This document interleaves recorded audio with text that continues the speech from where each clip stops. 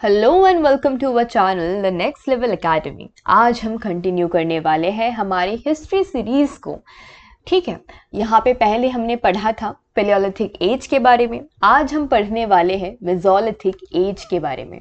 ये completely MCQ pattern में रहेगा, जहाँ पे आपको करंट आंसर्स भी बताया जाएगा, साथ ही साथ एक्सप्लेनेशन भी मिलेगा, जिससे क्या होगा कि आपका रिवीजन भी हो जाएगी, कॉन्सेप्ट भी क्लियर हो जाएगा अगर कुछ डाउट रहा तो। Okay, so now let's start with our first question. पहला क्वेश्चन पूछा जा रहा है कि which of the following is a characteristic tool of the mesolithic age. तो मेसोलिथिक एज में कौन से टाइप के टूल्स यूज किया जाता था? तो of course the correct answer will be option number B, microliths. अब देखो माइक्रोलिथ्स क्या होता था, मेसोलिथिक एज का एक कैरेक्टरिस्टिक टूल्स है। ओके, मेसोलिथिक एज का एक कैरेक्टरिस्टिक टूल है माइक्रोलिथ्स। तो मेसोलिथिक एज जिसे मिडिल स्टोन एज भी कहा जाता था। ओके, मेसोलिथिक एज को और भी एक नाम से कहा जाता है, that is middle stone age. Okay, middle stone age भी कहा जाता है। और ये पीरियड पैलियोलिथिक और नियोलिथिक एजेस के बीच का ट्रांजिशन फेज था। मतलब देखो, पैलियोलिथिक आपका एज हो गया, नियोलिथिक एज हो गया, तो बीच में जब ट्रांजिशन हो रहा था, पैलियोलिथिक से नियोलिथिक एज में लोग आ रहे थे, समय जा रहा था, तो बीच का जो टाइम है उसको मेसोलिथिक एज भी कहा जाता है, that is middle stone age भी कहा जाता है। पैलियोलिथिक को ओल्ड स्टोन एज भी कहा जाता है, मेसोलिथिक को मिडिल स्टोन एज कहा जाता है, और नियोलिथिक को न्यू स्टोन एज कहा जाता है। तो पैलियोलिथिक से नियोलिथिक के ट्रांजिशन को मेसोलिथिक एज के नाम से भी जाना जाता है।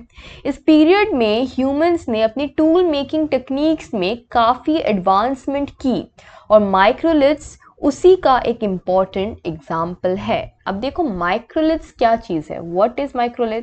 माइक्रोलिथ्स है क्या? तो माइक्रोलिथ्स छोटे और शार्प स्टोन टूल्स होते थे, जो जनरली 1 से 3 सेंटीमीटर्स के होते थे। इसका साइज क्या होता था? 1 से लेके 3 सेंटीमीटर का होता था, काफ़ी छोटा होता था। ये टूल्स इतने छोटे होते हैं कि इन्हें इंडिविजुअली यूज़ करना मुश्किल होता था, इसीलिए इन्हें किसी हैंडल या शाफ्ट पर फिक्स करके यूज़ किया जाता था। तो आप इसको इंडिविजुअली यूज़ नहीं कर सकते थे। कोई हैंडल जैसे किसी एनिमल का बोन हो गया, सपोज ये किसी एनिमल का बोन हो गया, यहाँ पे छोटा सा कुछ बांध दिया, बांध के यूज़ कर लिया, तो ओके ऐसे करके वो यूज़ किया जाता था। आप खाली खाली इसको यूज़ नहीं कर सकते थे कि पकड़ के पत्थर मार दिया, बहुत छोटा होता था वो। ऑलराइट, माइक्रोलिथ्स को डिफरेंट शेप्स और साइजेस में बनाया जाता था, जैसे ट्राइंगल शेप में बनाया जाता था, क्रिसेंट्स। ओके, क्रिसेंट मतलब वो जो मून का हाफ शेप होता है ना, उसको क्रिसेंट्स बोलते हैं। ट्रेपजॉइड्स मतलब इस वाला शेप, ये इसको ट्रेपजॉइड्स बोलते हैं, जो उन्हें वर्सेटाइल और मल्टीपर्पज़ बनाते थे। अब माइक्रोलिथ्स का यूज़ क्या क्या है अभी ये देखते हैं। माइक्रोलिथ्स का यूज़ प्राइमरीली हंटिंग और गैदरिंग एक्टिविटीज़ के लिए होता था। ओके, ये टूल्स एरोज, स्पीयर्स और सिकल्स। एरोज यू नो, तीर, स्पीयर्स मतलब भाले में लगाते थे, एंड सिकल्स कुछ इस टाइप का होता है आपका। आपने देखा होगा खेत में चावल, अब जब राइस कल्टीवेशन होता है वहाँ पे राइस के काटने के लिए इस टाइप के कुछ एक औजार का यूज़ किया जाता है, काफ़ी शार्प टाइप का, ठीक है, उसको सिकल्स बोलते हैं। उसमें एम्बेड किया करते थे इन माइक्रोलिथ्स को, जिससे हंटिंग और प्लांट हार्वेस्टिंग में एफिशिएंसी बढ़ जाती थी। ओके, मेसोलिथिक ह्यूमंस ने माइक्रोलिथ्स का यूज़ फिशिंग, एनिमल स्किनिंग और वुड वर्किंग जैसे एक्टिविटीज़ में भी किया। मतलब एनिमल की स्किन को निकालने के लिए, फिशिंग करने के लिए, वुड चॉप करने के लिए, ये सब उन्होंने यूज़ किया। माइक्रोलिथ्स को स्टोन फ्लेक्स से बनाया जाता था, और उन्हें प्रिसाइज चिपिंग टेक्निक्स के थ्रू शार्प किया जाता था। इन टूल्स ने मेसोलिथिक ह्यूमंस के सर्वाइवल और अडेप्टेशन में इम्पॉर्टेंट रोल प्ले किया, क्योंकि ये टूल्स उनके एनवायरनमेंट के साथ बेटर इंटरेक्ट करने में मदद करते थे। अभी सिग्निफिकेंस क्या है देखो कि माइक्रोलिथ्स मेसोलिथिक एज के ह्यूमंस के टेक्नोलॉजिकल प्रोग्रेस को दिखाते थे, कि पैलियोलिथिक एज में इतना तो अच्छा बनाते नहीं थे वो स्टोन टूल्स, लेकिन मेसोलिथिक एज में उनका टेक्नोलॉजिकल प्रोग्रेस हुआ, उन्होंने और अच्छा शार्प टाइप का स्टोन टूल्स बनाना शुरू किया। ये टूल्स छोटे लेकिन हाईली इफेक्टिव थे, और इन्होंने उस समय के ह्यूमंस के डेली लाइफ और इकोनॉमी में एक रिवोल्यूशनरी चेंज लाया। इन टूल्स ने हंटिंग और गैदरिंग को ज़्यादा एफिशिएंट और प्रोडक्टिव बनाया, जो उनके ओवरऑल लाइफस्टाइल को इम्प्रूव करने में मददगार साबित हुआ। इसीलिए माइक्रोलिथ्स को मेसोलिथिक एज का एक कैरेक्टरिस्टिक टूल भी कहा गया है और माना जाता है, और ये उस पीरियड के ह्यूमंस के एडवांस टूल मेकिंग स्किल्स और सर्वाइवल स्ट्रैटेजीज का एक क्लियर एग्जाम्पल है। ऑलराइट, अब नेक्स्ट क्वेश्चन पे आते हैं जो कि पूछा जा रहा है, the mesolithic age in India is marked by the beginning of what practice? So the correct answer will be option number B. तो मेसोलिथिक एज में क्या शुरू हुई? डोमेस्टिकेशन ऑफ एनिमल शुरू हुई। तो correct answer will be option number B. अब देखो, मेसोलिथिक एज इंडिया में एक सिग्निफिकेंट पीरियड था, क्योंकि इस वक्त ह्यूमन सोसाइटीज में कई इंपॉर्टेंट चेंजेस और एडवांसमेंट देखे गए। ओके, इस पीरियड को स्पेसिफिकली क्या कहा गया? डोमेस्टिकेशन ऑफ एनिमल्स के शुरुआत के लिए जाना जाता है। ठीक है, मेसोलिथिक पीरियड में डोमेस्टिकेशन ऑफ एनिमल्स का शुरुआत हुआ था। ये प्रैक्टिस उस समय के ह्यूमंस के लाइफस्टाइल्स और इकोनॉमी में एक रिवोल्यूशनरी चेंज लाई थी। तो डोमेस्टिकेशन ऑफ एनिमल्स अभी क्या हुआ? देखो, मेसोलिथिक एज के दौरान लोगों ने वाइल्ड एनिमल्स को जो जंगली जानवर है उसको टेम करना शुरू किया और उन्हें अपनी डेली लाइफ के लिए यूजफुल बनाना सीखा। पहला जो एनिमल जिसको टेम किया गया था वो वाइल्ड एंसेस्टर्स ऑफ डॉग्स थे। ओके, तो डॉग्स को पहले टेम किया गया था। डोमेस्टिकेशन का मतलब है एनिमल्स को कंट्रोल में लाना और उन्हें पालना ताकि उनका यूज फूड में, ट्रांसपोर्टेशन में और अदर पर्पसेस के लिए किया जा सके। इस पीरियड में ह्यूमंस ने सबसे पहले डॉग्स को, गोट्स को, शीप्स को और कैटल्स को जैसे एनिमल्स को डोमेस्टिकेट करना शुरू किया। अब डोमेस्टिकेशन ऑफ एनिमल्स है उसका इम्पोर्टेंस क्या है? What is the importance? तो इम्पोर्टेंस जानना भी इम्पोर्टेंट है क्योंकि डिस्क्रिप्टिव आंसर आपको लिखना पड़ेगा। तो डोमेस्टिकेशन से ह्यूमंस का लाइफस्टाइल काफ़ी स्टेबल और ऑर्गेनाइज्ड हो गया। पहले लोग प्योरली हंटर गैदरर्स थे जो अपना फूड और रिसोर्सेज नेचर से डायरेक्टली ऑब्टेन करते थे, लेकिन एनिमल्स को डोमेस्टिकेट करने से उनके पास एक reliable source of food, milk और अदर प्रोडक्ट्स आने लगे। ओके, ये प्रैक्टिस उन्हें सेटल्ड लाइफ की तरह ले जाने लगे। ठीक है, तो ये जो प्रैक्टिस है डोमेस्टिकेशन का, इससे क्या हुआ? डोमेस्टिकेशन के प्रैक्टिस ने इन जो मेसोलिथिक एज के लोग हैं उनको सेटल्ड लाइफ की तरफ ले जाने लगे। मतलब एक सेटल्ड लाइफ वो जीना स्टार्ट कर चुके थे, जहां फार्मिंग और एनिमल हस्बेंड्री ग्रेजुअली डेवलप हुई। डोमेस्टिक एनिमल्स ने उनकी लाइफ को और भी आसान बना दिया, क्योंकि ये एनिमल्स ना सिर्फ फूड के लिए बल्कि ट्रांसपोर्ट और फार्मिंग के लिए भी यूज़ होने लगे। इस वजह से ह्यूमन सोसाइटी ज़्यादा स्टेबल और कॉम्प्लेक्स होने लगी, जो नियोलिथिक एज के आने तक एक फुल्ली एग्रेरियन सोसाइटी में कन्वर्ट हो गई। Now what is agrarian society? Agrarian society मतलब जहाँ पे आपका खेती बाड़ी बहुत ज़्यादा होता है। ओके, खेती बाड़ी मतलब प्रॉपर होता है। Just let me write it once again properly. Agrarian का स्पेलिंग, एग्रेरियन सोसाइटी मतलब जहाँ पे खेती बाड़ी बहुत अच्छे से हो रहा होता है। अब देखो, इसलिए डोमेस्टिकेशन ऑफ एनिमल्स को मेसोलिथिक एज का एक मेजर माइलस्टोन माना जाता है।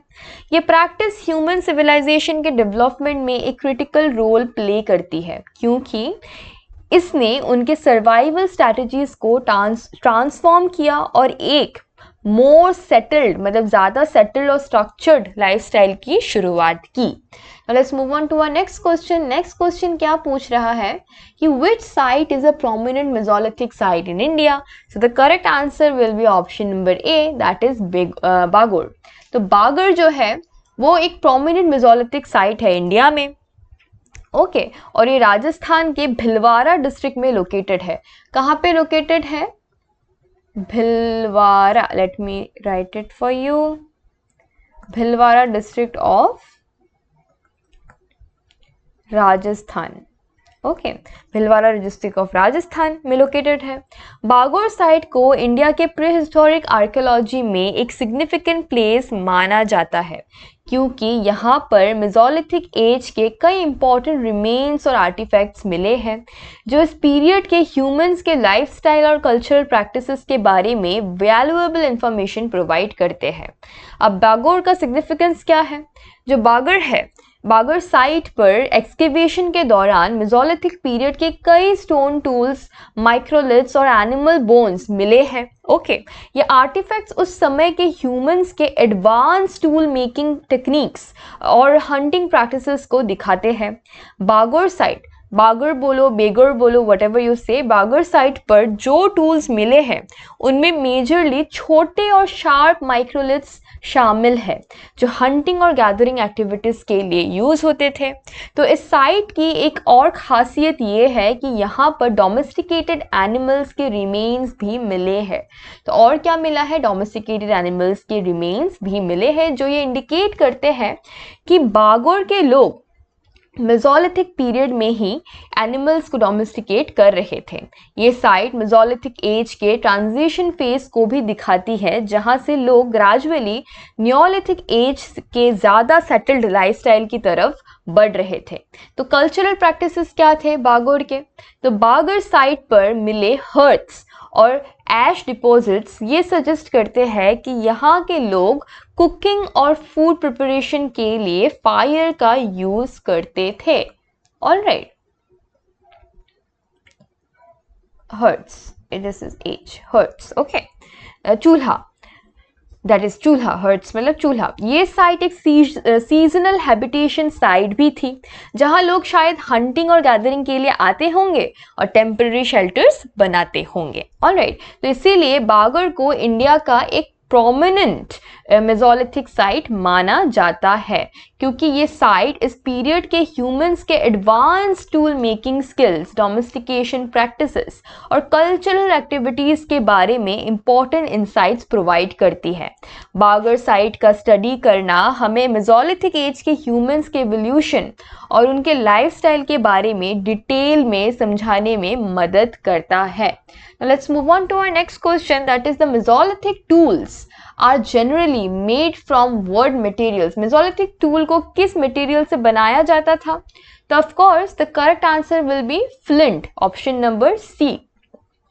तो Mesolithic tools generally flint से बनाए जाते थे। ओके, जो इस पीरियड के ह्यूमंस के लिए एक इम्पॉर्टेंट मटेरियल था।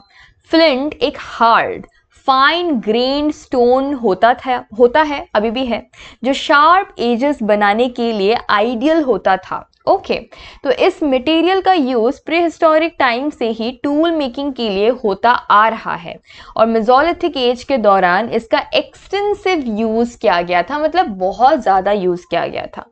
तो फ्लिंट को मेसोलिथिक ह्यूमंस इसलिए प्रेफर करते थे क्योंकि ये स्टोन ईजिली चिप होता है और इसकी एजेस काफ़ी शार्प होती हैं, मतलब इजीली इसको तोड़ सकते थे, जो हंटिंग और कटिंग के लिए इफ़ेक्टिव होती थी।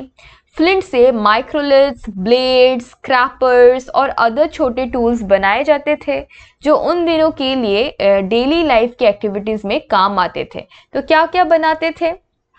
ब्लेड्स बनाते थे, फ्लिंट से बनाते थे आपका ब्लेड्स के साथ साथ स्क्रैपर्स बनाते थे। स्क्रैपर्स मतलब बेसिकली कुछ खाल उखाड़ने के लिए।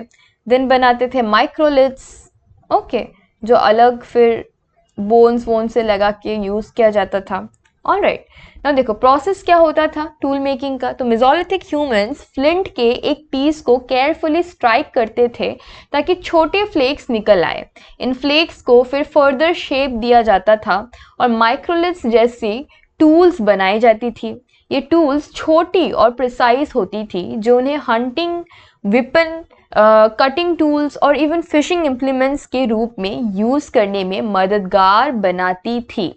फ्लिंट की शार्पनेस और ड्यूरेबिलिटी ने मेसोलिथिक टूल्स को ज़्यादा रिलायबल और इफेक्टिव बनाया, जो उनके सर्वाइवल और अडाप्टेशन के लिए एसेंशियल थे। ओके, इसीलिए मेसोलिथिक एज के टूल्स काफ़ी एडवांस्ड और स्पेशलाइज्ड होते गए और इनमें फ्लिंट एक प्राइमरी मटेरियल था। अब कंक्लूजन ये है कि इसीलिए मेसोलिथिक टूल्स जनरली फ्लिंट से बनाए जाते थे, जो उनके टूल मेकिंग टेक्निक्स और सर्वाइवल स्ट्रेटजीज के लिए एक क्रूशियल मटेरियल था। ओके, फ्लिंट की यूनिक प्रॉपर्टीज ने उस समय के ह्यूमंस को ज़्यादा इफेक्टिव और वर्सेटाइल टूल्स बनाने में मदद की, जो उनके इवॉल्विंग लाइफस्टाइल के लिए ज़रूरी थे। Alright, now let's move on to our fifth number question. Fifth number question क्या पूछ रहा है? ये क्वेश्चन पूछ रहा है the rock paintings at Bhimbetka mainly belong to which period? कौन से पीरियड को वो बिलोंग करता है? तो of course the correct answer will be option number B. Alright, correct answer will be option number B, that is Mesolithic period. तो भिम्बेटका जो rock painting है वो option number B mesolithic period में बिलोंग करता है। उस एज में वो रॉक पेंटिंग बनाया गया था। अब देखो कि भिम्बेटका के rock paintings mainly Mesolithic period से बिलोंग करते हैं। ओके, हाँ, तो भिम्बेटका रॉक शेल्टर्स जो मध्य प्रदेश के रायसेन डिस्ट्रिक्ट में लोकेटेड है।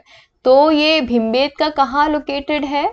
Raisen district of Madhya Pradesh. Okay, वहाँ पे लोकेटेड है। इंडिया की प्रीहिस्टोरिक आर्ट और कल्चर के स्टडी के लिए एक सिग्निफिकेंट साइट है। ये site UNESCO world heritage site भी है। ऑलराइट, ये एक यूनेस्को वर्ल्ड हेरिटेज साइट भी है और यहाँ पर जो रॉक पेंटिंग्स मिली है उन्हें मेसोलिथिक पीरियड के लोगों ने बनाया था। तो मेसोलिथिक पीरियड के दौरान ह्यूमंस ने अपनी आर्टिस्टिक एबिलिटीज़ को रॉक पेंटिंग्स के ज़रिए एक्सप्रेस करना शुरू किया। भिम्बेटका में जो पेंटिंग्स मिली है उनमें animals, human figures, hunting scenes और डेली लाइफ एक्टिविटीज़ को डिपिक्ट किया गया है। ओके, ये पेंटिंग्स प्रिमिटिव कलर्स और नेचुरल पिगमेंट्स का यूज़ करके बनाई गई थी, जैसे रेड, वाइट, येलो और ग्रीन। तो क्या क्या चीज़ मिला है वहाँ पे, क्या क्या ड्राइंग्स मिले हैं? एनिमल्स का ड्राइंग मिला है। ऑलराइट, देन आपका मिला है ह्यूमन फिगर्स, ह्यूमंस का ड्राइंग मिला है। देन आपका हंटिंग सीन्स, हंटिंग का कुछ सीन्स मिला है, ड्राइंग किया हुआ है उन्होंने। और जो डेली लाइफ एक्टिविटीज़ है, okay, daily life activities, okay, daily life activities के भी मिले हैं। तो भिम्बेटका की पेंटिंग्स के थीम्स उन दिनों के लोगों के जीवन से डायरेक्टली कनेक्टेड है। इन पेंटिंग्स में मोस्टली हंटिंग सीन्स दिखाए गए हैं जहां लोग झुंड में शिकार कर रहे होते हैं। इसके अलावा सोशल एक्टिविटीज़ जैसे डांसिंग, रिचुअल्स और इवन कम्युनल गैदरिंग्स को भी डिपिक्ट किया गया है। ये पेंटिंग्स मेसोलिथिक ह्यूमंस के लाइफ का एक विजुअल रिकॉर्ड है जो हमें उनके कल्चर और लाइफस्टाइल के बारे में वैल्यूएबल इंसाइट्स देती है।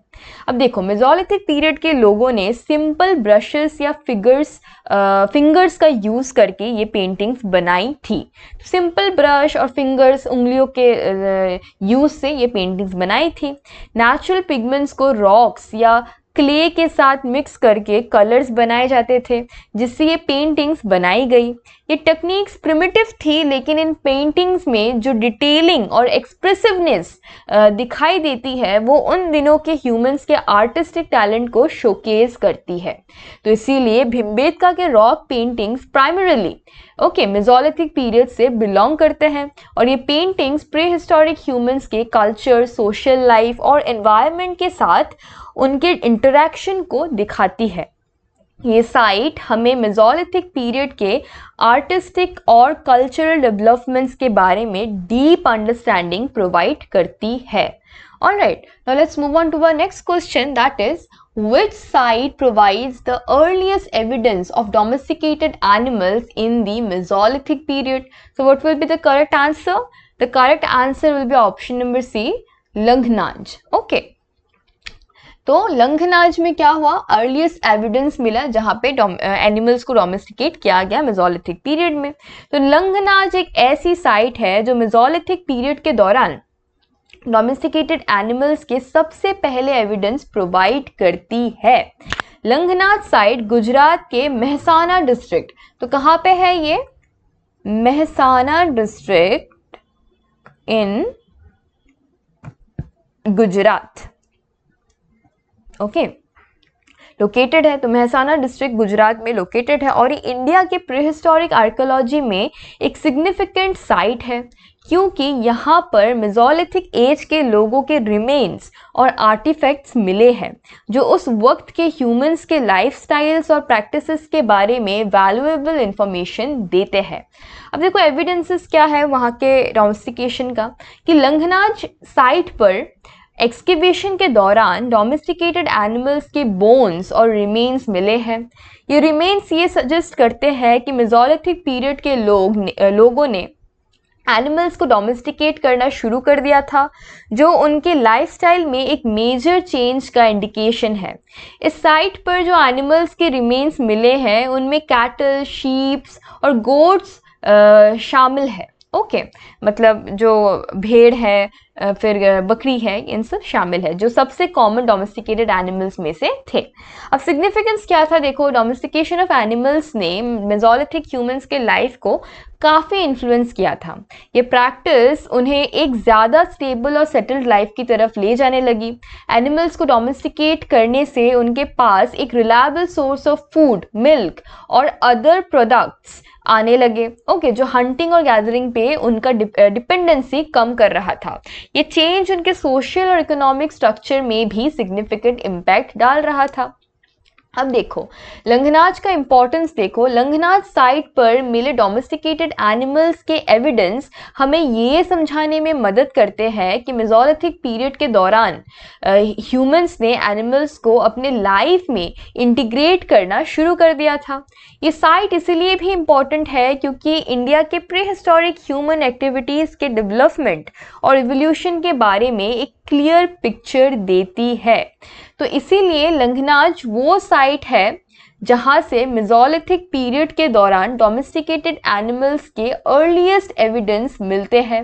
ये डिस्कवरी हमें प्रीहिस्टोरिक ह्यूमंस के लाइफस्टाइल और उनके सोशल एवोल्यूशन के बारे में इम्पॉर्टेंट इंसाइट प्रोवाइड करती है। Alright, so now let's move on to our next question. Question number 7, that is the Mesolithic sites are typically found near which geographical feature? Mesolithic site typically कहाँ मिलता है mostly?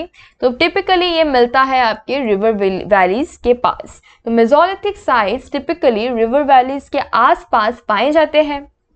इस period के humans अपने survival के लिए natural resources पर depend करते थे और रिवर वैलीज उनके लिए आइडियल लोकेशन थी। क्यों थी? क्योंकि रिवर वैली फर्टाइल होती है, जहां पानी की अवेलेबिलिटी, फर्टाइल सॉइल और डाइवर्स फ्लोरा और फौना उनके जीवन को सस्टेन करने में मदद करते हैं। अब इम्पोर्टेंस क्या है रिवर वैली का? इम्पॉर्टेंस ये है कि मेसोलिथिक पीरियड के दौरान ह्यूमंस ने ग्रेजुअली हंटिंग गैदरिंग से शिफ्ट करके एक मोर ज़्यादा सेटल्ड लाइफस्टाइल अपनाना शुरू किया। रिवर वैलीज में पानी का लगातार एवेबिलिटी था। ओके, पानी की कोई कमी नहीं थी जो उनके डेली नीड्स के लिए ज़रूरी था। यहाँ पर वाइल्ड प्लांट्स, फ्रूट्स और एनिमल्स ईजिली अवेलेबल थे जो उनके फूड रिसोर्सेज के लिए एसेंशियल थे। इस वजह से मेसोलिथिक लोग इन वैलीज के आसपास अपने टेम्पररी सेटलमेंट्स बनाते थे। ओके, अब देखो रिवर वैलीज में फर्टाइल सॉइल होती थी जो प्लांट ग्रोथ के लिए परफेक्ट थी। यहाँ पर डाइवर्स वेजिटेशन होती थी जो ह्यूमंस के गैदरिंग प्रैक्टिसेस में मददगार थी। ओके, इसके अलावा ये एरियाज हंटिंग के लिए भी आइडियल थे क्योंकि पानी के आसपास एनिमल्स काफ़ी आते थे।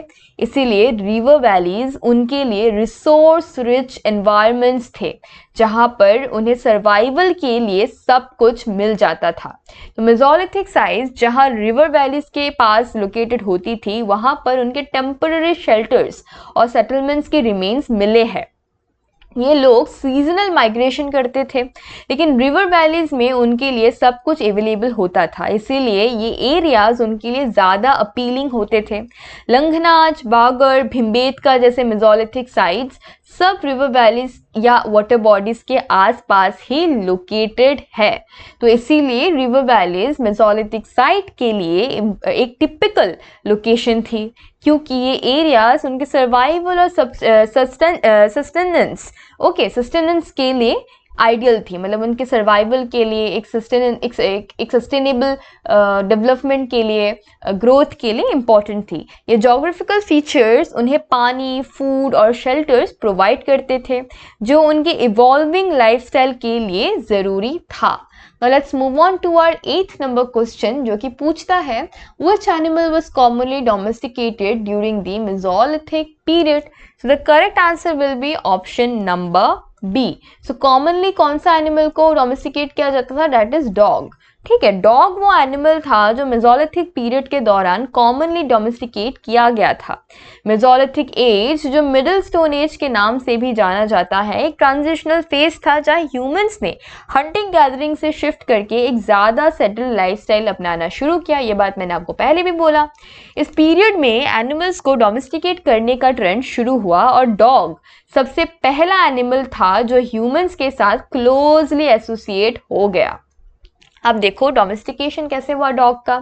डॉग्स को सबसे पहले डोमेस्टिकेट करने का एक बड़ा रीज़न ये था कि ह्यूमंस के हंटिंग प्रैक्टिसेस में काफ़ी हेल्पफुल होते थे। पहले डॉग्स वाइल्ड वुल्व्स से इवॉल्व हुए थे, लेकिन ग्रेजुअली उन्होंने ह्यूमंस के साथ रहना और उनके एक्टिविटीज़ में पार्टिसिपेट करना शुरू कर दिया।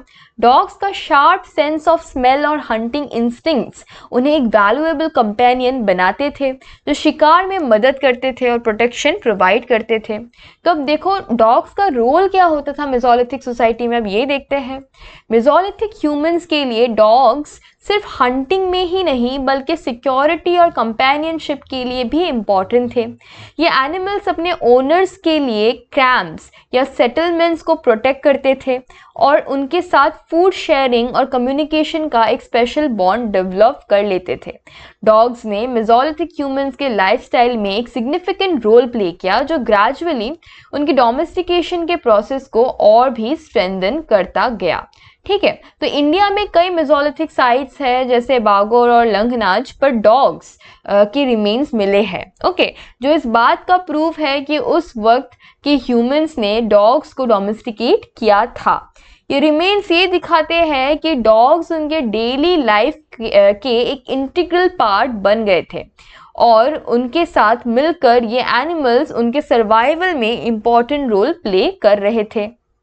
इसीलिए क्या कहा गया है कि इसीलिए जो डॉग्स है उसको वो एनिमल्स था, जो डॉग्स है वो एनिमल्स था जो मेसोलिथिक पीरियड के दौरान कॉमनली डोमेस्टिकेटेड किए गए थे। ये डोमेस्टिकेशन ह्यूमंस के इवॉल्विंग लाइफस्टाइल के लिए एक सिग्निफिकेंट स्टेप था, क्योंकि डॉग्स ने उनके हंटिंग, प्रोटेक्शन और कंपेनियनशिप की नीड्स को पूरा किया। हंटिंग में हेल्प किया, प्रोटेक्शन में हेल्प किया और कंपेनियनशिप भी दिया, जो उन्हें एक ज़्यादा स्टेबल और ऑर्गेनाइज सोसाइटी बनाने में मददगार साबित हुआ। Now let's move on to our next question, that which of the following is not a Mesolithic site? So of course option number D, that is Dholavira, is not a Mesolithic site, क्योंकि ये Indus valley civilisation का एक site है। तो धोलावीरा एक Mesolithic site नहीं है। क्यों? क्योंकि Dholavira actually Indus valley civilisation का एक मेजर साइट है जो ब्रॉन्ज एज, कौन से एज का है? ब्रॉन्ज एज का है। ओके, के दौरान फ्लोरिश हुआ था, ब्रॉन्ज एज के दौरान फ्लोरिश हुआ था। इंडस वैली सिविलाइजेशन को हड़प्पन सिविलाइजेशन भी कहा जाता है और ये सिविलाइजेशन मेसोलिथिक पीरियड के बाद की एक एडवांस्ड अर्बन सिविलाइजेशन थी। ओके, तो धोलावीरा जो है एक इंडस वैली साइट है। तो धोलावीरा किधर है? धोलावीरा गुजरात के रन ऑफ कच्छ रीजन में लोकेटेड है। Okay, late me write it here, run of Kutch, that is in Gujarat. हम इंडस वैली सिविलाइजेशन के बारे में आगे और भी पढ़ने वाले हैं। ओके, तो रन ऑफ कच्छ में आपका लोकेटेड है। ऑलराइट, देन और ये जो इंडस वैली सिविलाइजेशन के एक सबसे प्रोमिनेंट और वेल प्लान सिटीज में से एक था। तो धोलावीरा सबसे प्रोमिनेंट और वेल प्लान सिटीज में से एक था इंडस वैली सिविलाइजेशन का। ये साइट अपनी advanced town planning, water management system और ग्रैंड आर्किटेक्चर के लिए जाना जाता है। ओके, धोलावीरा में जो स्ट्रक्चर्स और आर्टिफैक्ट्स मिले हैं वो सब ब्रॉन्ज एज के पीरियड से बिलोंग करते हैं, जब ह्यूमंस ने एक कॉम्प्लेक्स सोसाइटी और ऑर्गेनाइज्ड सिटीज डेवलप की थी। ओके, तो मेसोलिथिक और इंडस वैली सिविलाइजेशन में कुछ ना डिफरेंसेस थे कि ये थे कि मेसोलिथिक साइट्स जहां प्राइमरीली हंटिंग और गैदरिंग कम्युनिटीज के रिमेन्स दिखाते हैं, वहां इंडस वैली सिविलाइजेशन के जो साइट्स जैसे धोलावीरा हमें एक सोफिस्टिकेटेड अर्बन कल्चर दिखाते हैं। मेसोलिथिक पीरियड के लोग छोटे स्टोन टूल्स जैसे माइक्रोलिथ्स बनाते थे और उनका लाइफस्टाइल ज़्यादा नोमैडिक या सेमी सेटल्ड होता था। इसके कॉन्ट्रास्ट में धोलावीरा जैसे sites advance tools, pottery, writing systems और वेल स्ट्रक्चर्ड सिटीज के साथ एसोसिएटेड हैं और थे। तो इसीलिए धोलावीरा एक मेसोलिथिक साइट नहीं है, बल्कि ये एक इंडस वैली सिविलाइजेशन के टाइम पीरियड से रिलेटेड एक प्रोमिनेंट साइट है। मेसोलिथिक और इंडस वैली सिविलाइजेशन के पीरियड्स और कल्चर्स में काफ़ी ज़्यादा डिफरेंस है। ओके, जहाँ एक तरफ मेसोलिथिक पीरियड प्रिमिटिव टूल्स और लाइफस्टाइल का एक प्रतिनिधित्व करता है। ओके, वहीं धोलावीरा जैसे साइट्स एक एडवांस्ड अर्बन कल्चर और टेक्नोलॉजी के डेवलपमेंट को दिखाता है। Alright, now let's move on to our last question, that is Mesolithic culture primarily represents a transition between which two ages? इसके बारे में मैंने लिटरली आपको थोड़े कुछ क्वेश्चंस पहले बताया था कि जो करेक्ट आंसर है वो है नियोलिथिक एंड पेलियोलिथिक एज। मतलब पेलियोलिथिक और नियोलिथिक एज का जो बीच का टाइम है उसको क्या कहा जाता है? मेसोलिथिक कल्चर या मेसोलिथिक एज कहा जाता है। तो mesolithic culture primarily palaeolithic age और नियोलिथिक एज के बीच का ट्रांजिशन फेज रिप्रेजेंट करता है। ओके, इस फेज को मिडिल स्टोन एज भी कहा जाता है क्योंकि ये पीरियड पुराने और नए स्टोन टूल्स टेक्नोलॉजीज के बीच का एक ब्रिज बनाता है। मेसोलिथिक एज में ह्यूमंस ने अपने सर्वाइवल टेक्निक्स और लाइफस्टाइल में कई सिग्निफिकेंट एडवांसमेंट किए जो उन्हें एक मोर सेटल्ड और एग्रेरियन सोसाइटी की तरफ ले जाते हैं। ओके, तो पेलियोलिथिक एज, अब ट्रांजिशन कैसे हुआ पेलियोलिथिक टू नियोलिथिक देखो। पेलियोलिथिक एज क्या था कि ये पीरियड ओल्ड स्टोन एज के नाम से जाना जाता था। ओके, अभी भी जाता है। तो जहाँ ह्यूमंस ने बेसिक स्टोन टूल्स का यूज़ करना शुरू किया था और ये लोग मेनली हंटर गैदरर्स थे जो अपना फूड और रिसोर्सेज नेचर से डायरेक्टली ऑब्टेन करते थे और उनका लाइफस्टाइल काफ़ी नोमैडिक था और उनके टूल्स सिंपल और अनपॉलिश्ड होते थे। लेकिन नियोलिथिक एज में क्या था कि इसे न्यू स्टोन एज कहा जाता था और वो पीरियड है जहाँ ह्यूमंस ने एग्रीकल्चर और फार्मिंग को डेवलप किया। इस फेज में लोगों ने परमानेंट सेटलमेंट्स बनाना शुरू किया और डोमेस्टिकेशन ऑफ प्लांट्स और एनिमल्स पर ज़्यादा फोकस किया। टूल्स ज़्यादा एडवांस्ड और पॉलिश्ड हो गए और पॉटरी और वीविंग जैसे एक्टिविटीज़ भी इस पीरियड में डेवलप हुई। अब ट्रांजिशन कैसे हुआ देखो टूल्स में कि मेसोलिथिक एज के दौरान टूल्स काफ़ी एडवांस हो गए थे, लेकिन अभी भी इनमें पेलियोलिथिक टूल्स की सिंप्लिसिटी और नियोलिथिक टूल्स के सोफिस्टिकेशन का एक मिक्स दिखाई देता है। माइक्रोलिथ्स जैसे छोटे और शार्प टूल्स इस पीरियड का हॉलमार्क थे जो हंटिंग और गैदरिंग के लिए ज़्यादा एफिशिएंट थे। लाइफस्टाइल देखो कैसा है। मेसोलिथिक पीरियड में ह्यूमंस ने ग्रेजुअली सेटल्ड लाइफ की तरफ मूव करना शुरू किया। ओके, ऑल्दो अभी भी हंटिंग और गैदरिंग इंपॉर्टेंट एक्टिविटीज़ थी, लेकिन डोमेस्टिकेशन ऑफ एनिमल्स और प्लांट्स कल्टीवेशन की शुरुआत हो गई थी। ये पीरियड ह्यूमंस के सोशल और इकोनॉमिक स्ट्रक्चर में सिग्निफिकेंट चेंजेस लेकर आया। ओके, अब सेटलमेंट्स में देखो क्या हुआ। कि मेसोलिथिक ह्यूमंस ने टेम्पररी सेटलमेंट्स बनाने शुरू किए जहां वो एक जगह पर ज़्यादा समय तक रुकते थे। ये सेटलमेंट्स रिवर वैलीज और फर्टाइल एरियाज के आसपास होती थी जहां नेचुरल रिसोर्सेज ईजिली अवेलेबल होते थे। दैट मीन्स इसीलिए मेसोलिथिक कल्चर एक ट्रांजिशन फेज है जो पैलियोलिथिक एज और नियोलिथिक एज का ब्रिज बनाता है। ये पीरियड ह्यूमन इवोल्यूशन का एक क्रूशियल स्टेज को रिप्रेजेंट करता है जहां प्रिमिटिव हंटर गैदरर लाइफस्टाइल से शिफ्ट करके ह्यूमंस ने एक मोर सेटल्ड और एग्रेरियन सोसाइटी की तरफ बढ़ना शुरू किया। Alright, so that's it for today guys. तो मैंने आपको मेसोलिथिक एज पर सारे एमसीक्यूज इंपॉर्टेंट क्वेश्चन आपको डिस्कस करवा दिए, इवन एक्सप्लेन कर दिया है। तो यहाँ तक अगर आपने वीडियो देखा है, अगर आपको समझ आया है, तो please make sure that you like our video. Okay, साथ ही साथ कमेंट करो कि अगर कुछ समझ नहीं आया है, कुछ फीडबैक देना है तो कमेंट करो। Share it with your friends, share करो अपने दोस्तों के साथ। And please make sure to subscribe our channel and press the bell icon. Okay, press the bell icon. This is the bell. All right, thank you for watching guys. God bless you.